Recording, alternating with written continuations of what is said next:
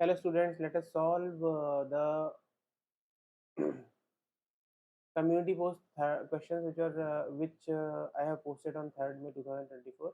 ये target bit set 2024 के question है जो मैंने डाले थे। उसमें सबसे पहले क्वेश्चन जो हम सॉल्व करने वाले हैं वो मैथमेटिक्स का क्वेश्चन है। The question is if a is equal to x such that x is a multiple of 4, ये a सेट है। b is x such that x is a multiple of 6 and a intersection b। अच्छा, a intersection b मतलब मतलब all those elements which are multiple of 4 and 6 elements multiple of 4 and 6 चाहिए हमें। तो इसका मतलब LCM of 4 and 6 लेना पड़ेगा हमें। 2 2 the 4 और 2 3 the 6, तो 2 into 2 into 3 12, यानी कि मल्टीपल ऑफ 12 होना चाहिए। A intersection B must be A multiple of 12, तो हमारा आंसर होना चाहिए 12। So this is our answer. Question solve हो गया है, बहुत इजी है। हमें दोनों का कॉमन लेना था, ऐसा एलिमेंट जो कि 4 का भी मल्टीपल हो और 6 का भी मल्टीपल हो। तो हमने एलसीएम ले लिया दोनों का, तो वो 12 के मल्टीपल होने चाहिए। करेक्ट, क्वेश्चन सॉल्व हो गया है, बहुत इजी था। नेक्स्ट क्वेश्चन पे चलते हैं। The second question is from English language, और इस क्वेश्चन में क्या है, the inexorable demands of the workers brought the company to a closure. अब यूजुअल देखो, यूजुअली ये मॉनिटरी और वायलेंट तो नहीं सोचेगा कोई भी स्टूडेंट, अनरीजनेबल सोचेगा या फिर रिलेंटलेस, पर actual meaning of the inexorable is actually relentless. तो जब तक आपको यहाँ पे थोड़े बहुत मीनिंग नहीं पता होंगे तब तक आप इसका आंसर नहीं दे पाएंगे। यूजुअली आप मिस्टेक कर सकते हो अनरीजनेबल और रिलेंटलेस में। रिलेंटलेस का मतलब है नॉन स्टॉपिंग, कंटिन्यूअस। अनरीजनेबल मतलब एक्सेसिवली हाई या एक्सेसिवली अनएक्सेप्टेबल। तो एक्चुअली इसका आंसर इनएक्सोरेबल का मतलब होता है relentless, which can not be stopped, which is not stoppable. तो ये सिर्फ मीनिंग वाले क्वेश्चन है, ये आपको याद ही होने चाहिए। अगर नहीं तो नहीं पता तो फिर इसको छोड़ दो, वो ज़्यादा बेटर है। चलो नेक्स्ट क्वेश्चन पे चलते हैं। हाँ, अब देखो ये वाला जो क्वेश्चन है, ये अच्छा क्वेश्चन है। ये ब्लड रिलेशन का क्वेश्चन है। इसमें यूजुअली बच्चे गलती करते हैं। तो इसमें क्या है ना, इसमें हम सबसे पहले रिलेशन बना देते हैं। ये कुछ मीनिंग्स दिए हुए हैं, A plus B means A is the mother of B, ये सब। अब स्टार्टिंग से स्टार्ट करते हैं। हमारे पास क्या है यहाँ पर, p minus k into y minus j divided by s plus r. पहले स्टार्टिंग से जाते हैं। p minus k, p minus k का मतलब क्या है कि p is the brother of b। तो यानी कि हमारे पास क्या आएगा, p जो है, p is the brother of p is the brother of k। और दूसरा क्या है फिर, k into y. k into y meaning k is the father of y। तो y अगर तुम लोगे तो k इसका फादर हो गया, k y का फादर है।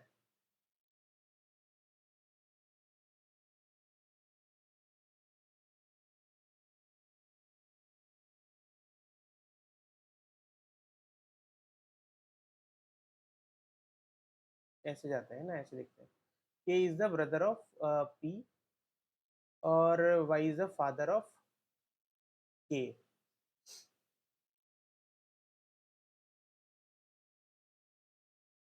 नहीं नहीं नहीं, मैं गलत लिख रहा हूँ, गलत बोल रहा हूँ। एक बार फिर से करते हैं, रुको रुको, इसमें मिस्टेक हो जाती है। यहाँ पर क्या है, हमें ये बताया p minus k. p minus के मतलब a is the brother of b, p is the brother, ये ब्रदर है ऑफ k का। k इंटू वाई है, इसका मतलब k is the father of y। तो k is the father of y, ठीक है। y माइनस j है, मतलब कि y is the brother of j।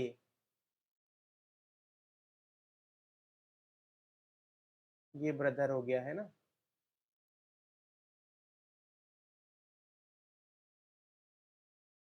J divided by S, यानी कि J is the daughter of S, J is the daughter of S, daughter,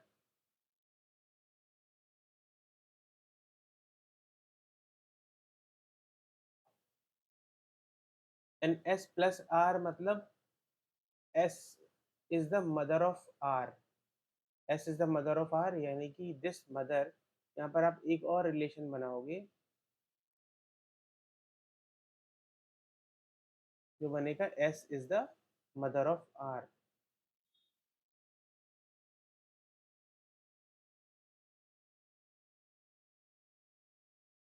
ये ऐसा क्यों बन गया? S is the mother of R। Okay, अब देखो, अब यहाँ पर क्या है, Y का फादर है K, J S की डॉटर है, मतलब S की डॉटर J है, यानी कि ये और ये Y और J, Y जो है वो J का ब्रदर है, तो ये जो होता चाहिए ये हस्बैंड वाइफ होने चाहिए, मतलब this he is a brother, he is a brother of के, तो इसका मतलब यहाँ पर हस्बैंड का रिलेशन होना चाहिए, तो के is the husband of S, ये तो मुझे लग रहा है करेक्ट होना चाहिए।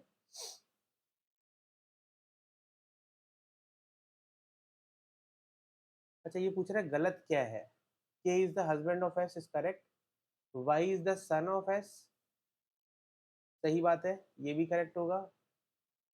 जे is the daughter of P, J is the daughter of P, no, ये तो गलत है भाई, जे तो डॉटर के की है, के की डॉटर है जे, पी तो भाई है उसका, तो पी जे का अंकल होगा, p is the paternal uncle of r, p is the paternal, हाँ ये इसकी डॉटर है तो पैटर्नल अंकल होगा, हाँ ये करेक्ट होगा। तो जो ओनली रॉन्ग जो है यहाँ पर वो है हमारा c option, c option wrong है, बाकी सब करेक्ट है। ठीक है, तो आपको समझ में आ गया कैसे बनाते हैं, यहाँ पे बहुत क्लियरली आपको सारे रिलेशंस दिखाने पड़ते हैं और डिड्यूस करना पड़ता है, तो इजी है, ज़्यादा मुश्किल नहीं है, पर पेशेंस से सॉल्व करो, जल्दीबाजी करोगे तो गड़बड़ी हो जाएगी। अब नेक्स्ट क्वेश्चन पर चलते हैं। देखो क्वेश्चन क्या है, फिजिक्स वाला है ये। अब फिजिक्स में जो क्वेश्चन है वो है, इन a resonance column first and second resonance are obtained at depth इतना and 24 centimeter and 78 centimeter, the third resonance will be obtained at depth what? देखो पहले तो मैं आपको थोड़ा सा रेजोनेंस कॉलम बना के दिखा देता हूँ। रेजोनेंस कॉलम जो होता है हमारा वो कुछ इस टाइप का होता है, ये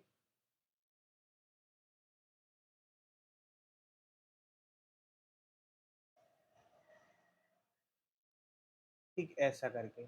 अब ये जो होता है ना, ये जितना भी आपको जो एरिया दिख रहा है ये सारा का सारा ये लिक्विड वाला है ना, ये ऐसा ही लिक्विड है। तो इसमें क्या होगा कि जो बनेगा, जो रेजोनेंस बनता है वो ऐसे बनता है, फर्स्ट रेजोनेंस जो बनता है वो देखो ऐसे बनता है, दिस, ये, और इन दोनों के बीच का जो डिस्टेंस होता है वो लैम्डा बाई 4 होता है। तो इसने बोला है कि first resonance is obtained at a depth of 24 centimetre, यानी कि लैम्डा बाई 4 इसने 24 दिया हुआ है हमें, पहली कंडीशन। और सिमिलरली अगर हम दूसरे वाले रेजोनेंस की कंडीशन देखें तो मैं आपको बना के एक बार दिखाता हूँ। तो सेकंड रेजोनेंस जो बनेगा वो सेकंड रेजोनेंस कब बनता है, देखो ऐसे बनता है, यहाँ पर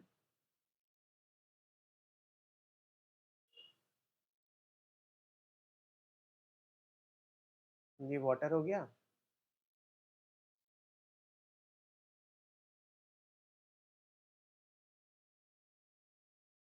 सॉरी,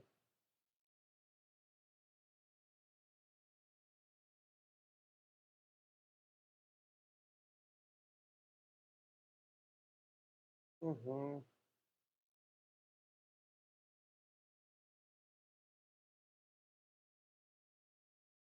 ये ऐसा बनता है कुछ, है ना। तो ये डिस्टेंस तो हमारा लैम्डा बाई 4 हो गया, और ये जो डिस्टेंस होता है वो लैम्डा बाई 2 होता है, डिस्टेंस बिटवीन टू नोड्स। इसको आप लिख सकते हो 2 लैम्डा बाई 4, और ये this is also equal to lambda by 4, तो जो टोटल लेंथ हो जाती है वो होती है आपकी 3 लैम्डा बाई 4। तो आपके पास दो रिलेशन क्या बन रही हैं, ये हमें दिया हुआ है कि 3 lambda by 4 is equal to 78 centimetre, ये हमें दिया हुआ है। आप सॉल्व करना चालू कर सकते हो आप। Lambda by 4 is equal to 24 centimetre पहला, है ना, और 3 lambda by 4 is equal to 78 centimetre पर बन रहा है। Then the third resonance will be obtained at the depth of what? अब देखो यहाँ क्या है ना, यहाँ प्रॉब्लम क्या है कि जरूरी नहीं है, जो रेजोनेंस जब होता है तो इसमें लैम्डा बाई 4, ये जो लेंथ जिस पर बनता है ये, इस पर हम x मान के चलते हैं। x मतलब कि एक्चुअली में जो लैम्डा बाई 4 जो ये पूरा रेजोनेंस जो ये बना है, ये हो सकता है इसका जो टॉप वाला पोर्शन है थोड़ा सा ऊपर तक जाए, तो हम ये चल मानते हैं कि इस लेंथ पर बना है। तो L प्लस एक्स जो कि मैंने यहाँ कंसिडर नहीं किया है, दोनों पर हर जगह पर मुझे एक्स लेंथ एक्स्ट्रा कंसिडर करनी पड़ेगी, है ना। तो मैं यहाँ पर क्या करूँगा, 3 lambda by 4 plus x is equal to 78, x plus lambda by 4 is equal to 24। तो मेरे पास दो रिलेशन आएंगी ये,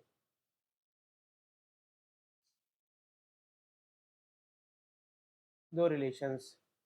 तो यहाँ क्या होता है कि हम इसको सॉल्व करके मेरे पास x की वैल्यू आएगी, और मुझसे पूछा क्या गया है कि थर्ड रेजोनेंस मेरा कहाँ बनेगा, जब मेरे पास इधर तीन लूप बनते हैं, देखो ऐसा, ऐसा और एक ऐसा, ऐसा, और ये यहाँ पर कब बनेगा, जब मेरे पास लैम्डा बाई 4 होगा plus lambda by 2 plus lambda by 2 which is equal to lambda by 4 plus lambda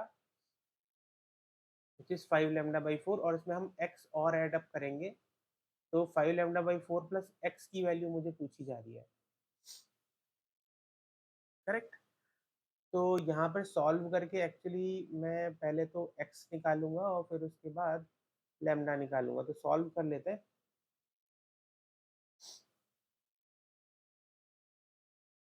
तो सॉल्व करने के लिए x की वैल्यू निकालने के लिए हम क्या करेंगे, इसमें 3 मल्टीप्लाई कर लो फर्स्ट इक्वेशन में, 1 इंटू 3। तो this will become 3x plus 3 lambda by 4 is equal to 24 3 into 3, and this x plus 3 lambda by 4 will be equal to 78।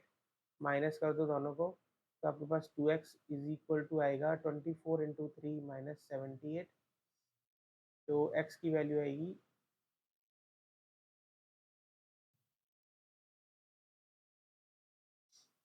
x की वैल्यू 78 माइनस 3 इंटू 24, नेगेटिव आ रही है। तो इसका मतलब मेरे पास 3 सेंटीमीटर आ रहा है x की वैल्यू, -3 सेंटीमीटर।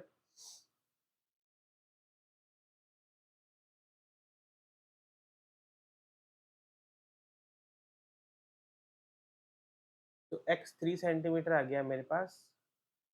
तो यहाँ पर मुझे मतलब कि लेंथ, जितनी लेंथ एक्स्ट्रा लेनी पड़ेगी, मतलब लैम्डा बाई 4 जो पूरे लेंथ पे बन रहा है, तो एक्स्ट्रा लेंथ जितनी लेनी पड़ेगी मुझे लेंथ इसमें, ये लेंथ मैं यहाँ पर लूंगा। तो मेरे पास L प्लस एक्स पर लैम्डा बाई 4 बनेगा which will be equal to 3 centimetre.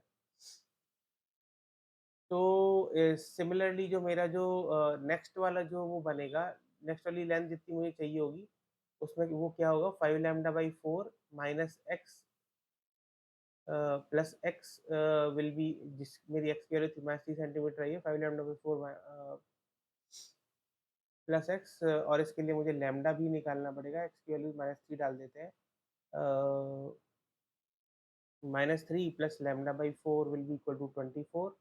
तो lambda by 4 is equal to 27, lambda is equal to 27 into 4, 108, है ना। तो मुझे अगर जो लेंथ निकालनी है जिस पर फिर दोबारा से मेरे पास जो थर्ड रेजोनेंस बनेगा, that will be equal to 5 into 108 by 4 plus x की वैल्यू -3 सेंटीमीटर। तो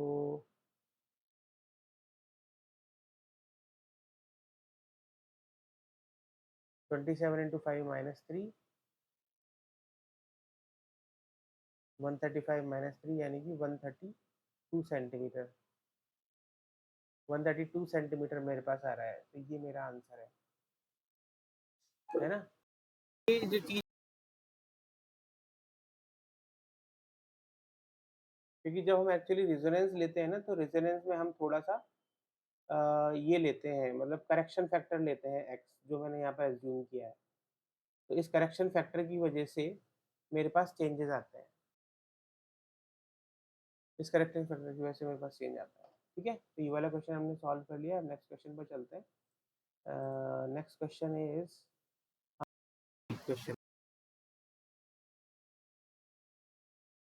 question is the ninhydrin gives yellow color in paper chromatography with which amino acids? अच्छा देखो, इसका आंसर तो प्रोलाइन है, लेकिन मैं इसका थोड़ा बहुत आपको एक्सप्लेन कर देता हूँ निनहाइड्रिन एक्चुअली क्या होता है। निनहाइड्रिन ऐसा एक प्रोडक्ट होता है, देखो ऐसा वाला, ये this this this and this this,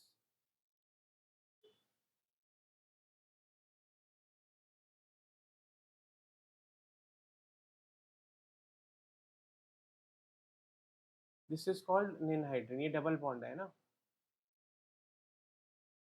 और हम इसको यूज क्यों करते हैं? हम इसको अमीनो एसिड्स के डिटेक्शन के लिए यूज करते हैं।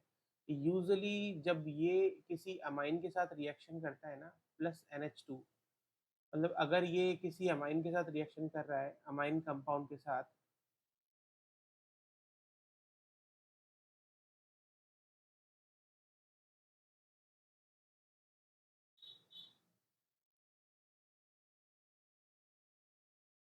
तो ये डीप पर्पल कलर देता है। डीप पर्पल कलर देता है, और वो ब्लू पर्पल जो कॉम्प्लेक्स होता है वो मैं बता देता हूँ अमाइन के साथ, क्योंकि एक डाई बनाता है ये वाली।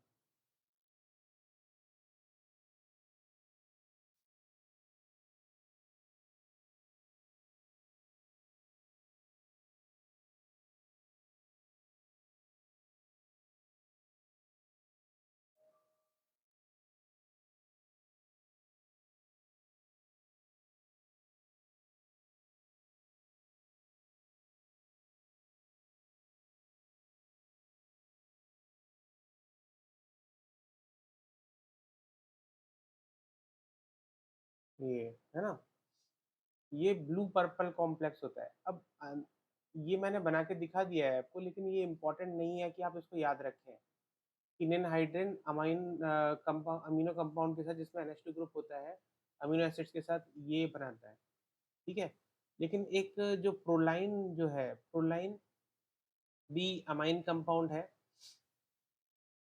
बाकी जितने भी ग्रुप है जिसमें NH2 ग्रुप है, उसके साथ ये ब्लू पर्पल कॉम्प्लेक्स बनाता है, लेकिन जो प्रोलाइन है, जिसको मैंने यहाँ लिखा प्रोलाइन, उसके साथ ये येलो कलर बनाता है पेपर क्रोमेटोग्राफी में।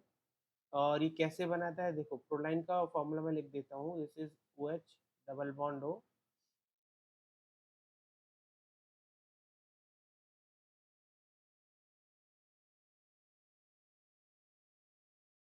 ये प्रोलाइन होता है ना, NH। अब ये जब रिएक्ट करता है इसके साथ, निनहाइड्रिन के साथ, तो ये येलो प्रोडक्ट बनाता है, और जो प्रोडक्ट मैं आपको यहाँ लिख के बता रहा हूँ,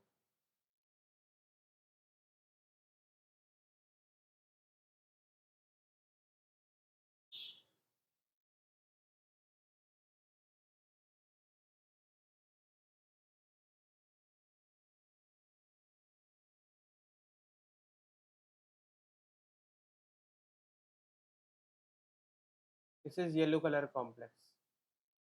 ये सिर्फ प्रोलाइन के साथ ही बनाता है, प्रोलाइन है ये।